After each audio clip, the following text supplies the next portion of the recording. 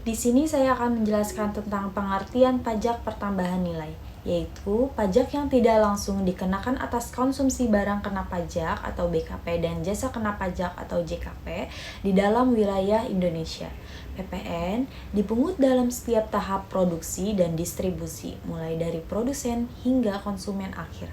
Namun, beban pajak ini ditanggung oleh konsumen akhir. Selanjutnya, dasar hukum pajak pertambahan nilai. Yang pertama, Undang-Undang Nomor 6 Tahun 1983 tentang Ketentuan Umum dan Tata Cara Perpajakan atau KUP, sebagaimana telah diubah beberapa kali. Terakhir dengan Undang-Undang Nomor 7 Tahun 2021 tentang Harmonisasi Peraturan Perpajakan atau UU HPP. Yang kedua, Undang-Undang Nomor 8 Tahun 1983 tentang Pajak Pertambahan Nilai Barang dan Jasa dan Pajak Penjualan Atas Barang Mewah atau PPNBM yang telah diubah beberapa kali, terakhir dengan Undang-Undang Nomor 7 Tahun 2021. Yang ketiga, Peraturan Pemerintah dan Peraturan Menteri Keuangan atau PMK yang menjabarkan pelaksanaan PPN seperti tarif, objek pajak, dan mekanisme pemungutannya. Perkenalkan, nama saya Muhammad Ridho Arafah. Kali ini saya akan menjelaskan tentang tarif PPN dan juga mekanisme PPN. Untuk pertama ada tarif umum yang sudah berlaku sejak 2022, 1 April 2022, yaitu sebanyak 11%. Dan ada rencana kenaikan menjadi 12% di masa yang akan mendatang. Lalu ada tarif ekspor di 0% untuk barang kena pajak atau jasa kena pajak tertentu. Lalu ada tarif khusus yang ditetapkan dari 5 hingga 15% untuk barang atau jasa tertentu sesuai kebijakan pemerintahannya. Lalu ada mekanisme PPN, yaitu pemungutan. PPN yang dipungut oleh pengusaha kena pajak pada setiap tahap produksi dan distribusi barang kena pajak atau jasa kena pajaknya. Lalu ada pajak keluaran PPN yang dipungut oleh PKP atas penjualan barang atau jasa. Yang ketiga ada pajak masukan yang dibayar oleh PKP saat membeli atau menyewa jasa untuk kegiatan usahanya. Lalu ada kredit pajak, ada pajak masukan yang dapat dikreditkan dengan pajak keluarannya. Yang kelima adalah pelaporan. PKP melaporkan perhitungan PPN, yaitu selisih pajak keluaran dan pajak masukan untuk melalui surat pemberitahuan atau SPT masa PPN setiap bulan. Untuk penyetorannya, jika ada pajak keluaran lebih besar daripada pajak masukan, selisihnya disetorkan ke kas negara. Jika pajak masukan lebih besar, PKP dapat mengajukan restitusi ataupun kompensasi. Selanjutnya, manfaat PPN. 1. Sumber pendapatan negara untuk pembangunan. 2. Mendorong keadilan karena dikenakan sesuai konsumsi. 3. Transparansi pajak melalui mekanisme faktur. 4. Mendukung daya saing ekspor dengan tarif 0%. 5.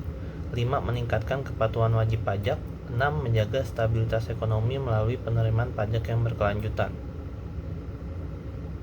Selanjutnya, dampak PPN terhadap ekonomi. Dampak PPN terhadap ekonomi secara singkat dibagi menjadi 2. 1 positif dan 2 negatif. Positif terdiri dari 1. Sumber pendapatan negara untuk pembangunan. 2. Mendorong efisiensi produksi karena sistem kredit pajak. 3. Mendukung stabilitas ekonomi dengan penerimaan yang konsisten. Yang kedua, yang negatif. 1. Meningkatkan harga barang atau jasa yang dapat mengurangi daya beli masyarakat, terutama kelompok berpenghasilan rendah.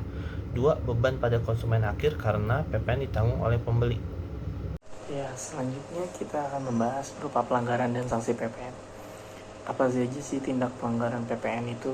Berupa tidak melaporkan PPN yang dipungut, tidak menyampaikan SPT atau surat pemberitahuan usaha PPN, dan juga tidak melakukan pungutan PPN atau melakukan pungutan PPN dengan tarif yang salah.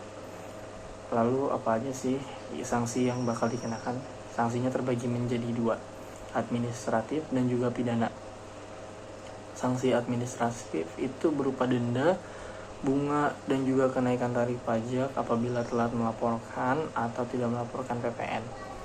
Dan selanjutnya sanksi pidana, yaitu berupa hukuman penjara atau denda jika terbukti sengaja dengan melakukan penggelapan pajak atau pelaporan yang tidak benar. Selanjutnya ada objek PPN-nya, yaitu berupa penyerahan barang kena pajak seperti BKP. Contohnya apa aja sih? Seperti barang konsumtif, elektronik, dan juga kendaraan. Selanjutnya penyerahan jasa kena pajak BKP, seperti jasa konsultasi, jasa konstruksi, dan jasa lainnya. Selanjutnya impor barang juga kena pajak ya. Selanjutnya ada pemanfaatan barang kena pajak yang tidak berwujud, itu berupa hak cipta atau lisensi yang ada di Indonesia. Selanjutnya terakhir ekspor barang dan jasa. Penyerahan barang yang diekspor itu tidak dikenakan PPN. Perkenalkan, nama saya Dita Rahma Yulia dengan NIM 642311104. Di sini saya akan menjelaskan apa itu fungsi PPN dan bagaimana cara setor pajak. Fungsi PPN yang pertama adalah fungsi fiskal, yaitu sebagai sumber penerimaan negara yang memiliki peran signifikan. Dana yang diperoleh dari PPN adalah dana yang digunakan untuk membiayai berbagai kegiatan negara. Yang kedua ada fungsi regulasi, yaitu jenis pajak yang dapat digunakan untuk mengatur dan mengendalikan konsumsi masyarakat. Tarif PPN yang berbeda dapat diterapkan pada jenis barang dan jasa tertentu untuk mendorong atau menghambat konsumsi. Yang ketiga ada fungsi stabilitas, yaitu jenis pajak yang dapat digunakan pemerintah untuk menjalankan berbagai kebijakan, termasuk yang berkaitan dengan stabilitas harga. Yang terakhir menghitung kekurangan atau kelebihan pajak, yaitu sebagai alat untuk menghitung kekurangan atau kelebihan pajak yang harus dibayarkan oleh pengusaha kena pajak atau PKP.